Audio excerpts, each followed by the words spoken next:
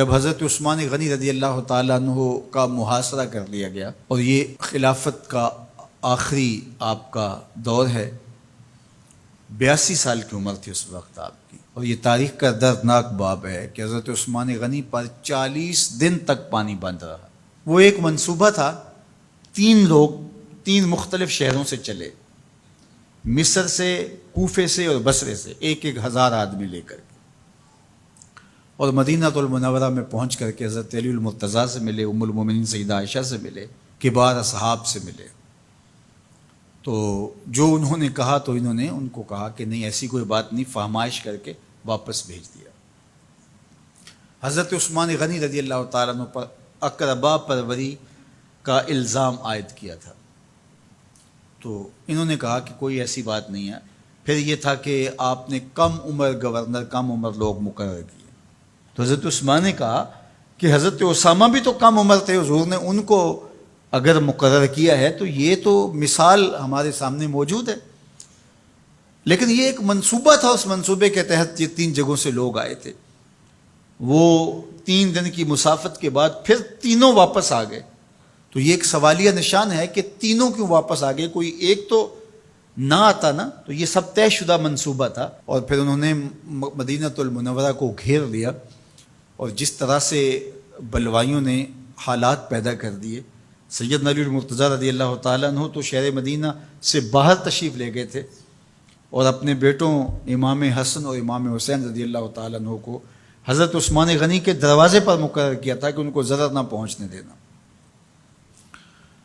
اب 700 صحابہ اجازت طلب کر رہے ہیں کہ آپ ان بلوائیوں سے نپٹنے کا میں جو ہے وہ اجازت نامہ مرحمت کریں، اور بہت سارے لوگ تو حج پہ جا چکے ہیں۔ 18 ذی الحج کا واقعہ ہے جب آپ کی شہادت ہوتی ہے، تو وہ حج پہ جا چکے ہیں، تو جو یہاں موجود ہیں وہ اجازت طلب کر رہے ہیں، لیکن حضرت عثمان غنی رضی اللہ تعالیٰ عنہ نے کہا کہ نہیں، میں ایسی اجازت نہیں دوں گا۔ رسول اللہ صلی اللہ علیہ وسلم کا حرم شہر مدینہ لوگوں کے خون سے لالازار ہو، یہ میں اس کو گوارا نہیں کرتا۔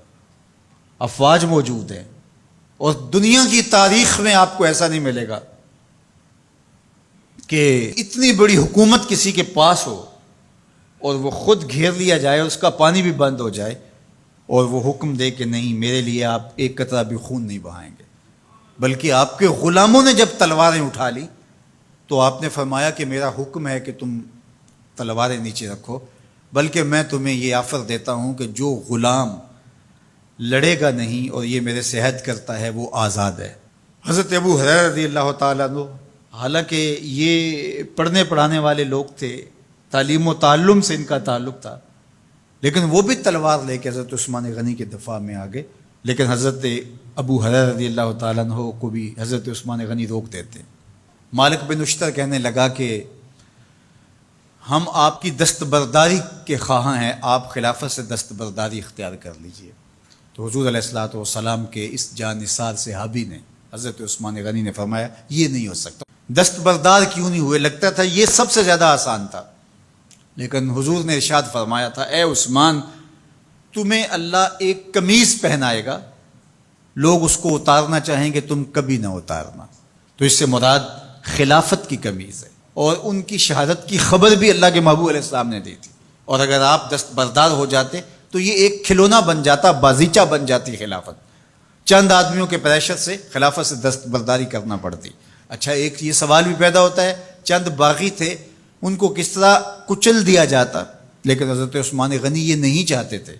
ایک تو یہ کہ مدینے کی حرمت پامال نہ ہو، اور دوسرا پورے عالم اسلام کو آگ لگانے کا جو منصوبہ تھا، 3 مختلف شہروں سے 1,000 آدمی لایا گیا ایک منصوبے کے تحت، اور انہیں لاشیں چاہیے تھیں، اور جو ان کے پیچھے کام کر رہے تھے نادیدہ ہاتھ، ان کا منصوبہ یہ تھا کہ یہاں سے مختلف سمتوں میں، یہ تینوں شہر مختلف سمتوں میں تھے، تینوں سمتوں میں جب لاشیں جائیں گی تو پورے عالم اسلام کو ہم جو ہے وہ خانہ جنگی کی آگ میں دھکیل سکیں گے۔ تو حضرت عثمان غنی ان سازشوں سے آگاہ تھے، تو سب سے اہون اور آسان یہ تھا کہ قربانی پیش کر دی جائے، اور پھر انہوں نے سن بھی رکھا تھا کہ 2 شہید ہیں، شہید تو انہوں نے بہرحال ہونا ہے، تو لہٰذا میں خلافت سے دستبردار بھی نہیں ہوں گا، اور شہر مدینہ کی حرمت بھی پامال نہیں ہونے دوں گا۔ اور تیسری بات یہ ہے کہ میں خود مظلوم شہید کر دیا جاؤں، تو وہ آپ نے یہ گوارا کر لیا۔ تو 18 ذوالحج تھا، جمعہ کا ہی دن تھا، اور حضرت عثمان غنی رضی اللہ تعالیٰ عنہ روزے سے تھے، عصر کا وقت تھا، قرآن مجید کی تلاوت کر رہے تھے۔ حضرت امام حسن، امام حسین اور حضرت عبداللہ بن زبیر اور دیگر لوگ آپ کے دروازے پہ پہرا دے رہے تھے، لیکن باغی پچھلے گھر سے دیوار پھلانگ کے آپ کے گھر میں داخل ہوئے اور تلوار سے وار کیا۔ آپ کی زوجہ حضرت نائلہ آگے بڑھی اور ہاتھ سے روکنا چاہا، آپ کی انگلیاں کٹ گئیں۔ پھر دوسرا وار کیا تو حضرت عثمان غنی رضی اللہ تعالیٰ عنہ کا دایاں ہاتھ کٹ کے گر گیا۔ حضرت عثمان غنی رضی اللہ تعالیٰ عنہ نے افسوس کیا اور کہا کہ تم نے وہ ہاتھ کاٹ دیا جس سے میں وحی کی کتابت کیا کرتا تھا۔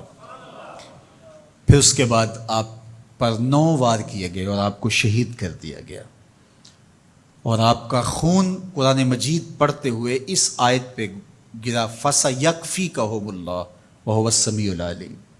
تو حضرت عثمان غنی رضی اللہ تعالیٰ عنہ مظلوم شہید کیے گئے، بھوکے اور پیاسے شہید کیے گئے، ظلماً شہید کیے گئے۔ حضرت عبداللہ بن عمر رضی اللہ تعالیٰ عنہ فرماتے ہیں کہ حضور فتنوں کا ذکر کر رہے تھے کہ فتنے ہوں گے، بہت بڑے فتنے ہوں گے۔ تو ایک شخص نے چادر اوڑھی ہوئی تھی اور وہ مجلس واعظ کے قریب سے گزرا جہاں حضور کچھ ارشاد فرما رہے تھے، تو آقا کریم نے اشارہ کر کے کہا اس دن یہ شخص حق پہ ہوگا۔ عبداللہ بن عمر کہتے ہیں کہ میں اٹھا اور جا کے دیکھا تو وہ حضرت عثمان تھے۔ تو میں نے حضرت عثمان کے چہرے کو پکڑ کے تھوڑا سا حضور کی جانب کیا اور میں نے کہا حاذا، حضور یہ؟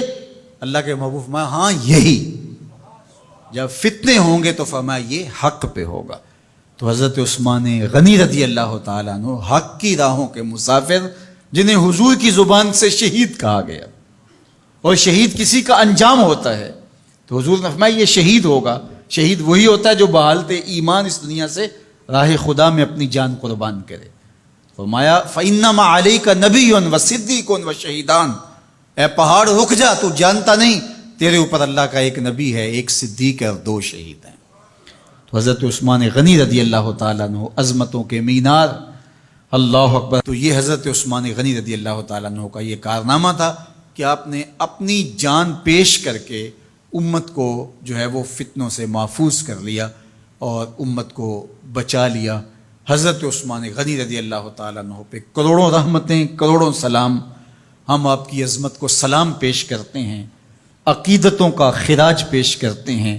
حضور کی خدمت میں ایک جنازہ لایا گیا اور حضور سے عرض کی گئی حضور اس شخص کا جنازہ پڑھا دیجئے، تو حضور نے انکار کر دیا، کہا میں جنازہ نہیں پڑھاؤں گا۔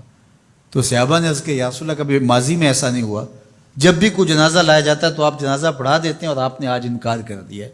تو فرمایا یہ شخص میرے عثمان سے بغض رکھتا تھا اور اس کو اللہ نے بھی اپنی رحمتوں سے محروم کر دیا ہے۔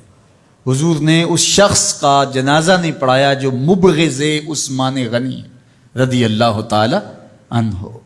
تو اب آپ اندازہ کیجئے وہ کتنا بدبخت شخص ہے جو حضرت عثمان سے بغض اور دشمنی رکھتا ہے۔ حضرت عثمان غنی رضی اللہ تعالی عنہ سے اللہ کے محبوب علیہ السلام نے کتنی خوبصورت ارشاد فرمائی، میں اس سے حیا کیوں نہ کروں جس سے اللہ کے فرشتے بھی حیا کرتے ہیں۔ یعنی عثمان غنی وہ ہیں جس سے اللہ کے فرشتے بھی حیا کرتے ہیں، اور جو عثمان غنی کا حیا نہیں کرتا اس سے بڑا بے حیا کون ہو سکتا ہے۔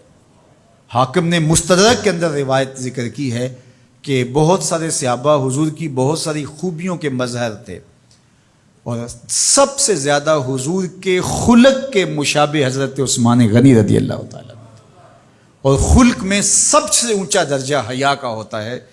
تو حضرت عثمان غنی رضی اللہ تعالیٰ عنہ حیا کے اس مقام پہ فائز المرام تھے جو انہی کا مقصوم تھا۔ اللہ ہمیں حضور کے اہل بیت، حضور کے اصحاب، بلکہ حضور کے در کی مٹی کی تعظیم بھی نصیب کرے۔ اقبال نے کہا تھا خاک طیبہ از دو عالم خوش ترست، آن خنک شہرے کے آنجا دل برست۔ ہمیں تو طیبہ کی مٹی بھی اچھی لگتی ہے اس لیے کہ وہاں محبوب جو رہتے ہیں۔ تو محبت تو اس چیز کی متقاضی ہوتی ہے، محبوب کی راہوں کو بھی سلامی پیش کی جائے۔ تو جو حضور علیہ السلام کے ساتھ منسوب اتنی وقی نسبتیں ہیں ان کا احترام کیوں نہیں کریں گے؟ تو حضرت عثمان غنی تو داماد رسول ہیں، حضرت عثمان غنی تو ذو النورین ہیں، حضرت عثمان غنی تو حضور علیہ الصلوۃ والسلام کے محبوب اور حضور علیہ الصلوۃ والسلام کے پیارے ہیں، ان کو جنت کی بشارت دی گئی ہے، عشرہ مبشرہ میں سے ہیں، 4 جلیل القدر خلفاء میں ان کا نام شامل ہے، اور پھر حضور کی 2 صاحبزادیاں ان کے نکاح میں آقا کریم نے ان کو شہید خود قرار دیا، اور میرے اور آپ کے آقا و مولا نے کہا آج کے بعد کوئی عمل عثمان کو نقصان نہیں دے گا، اور کہا عثمان سے میں حیا کیوں نہ کروں، اس سے اللہ کے فرشتے بھی حیا کر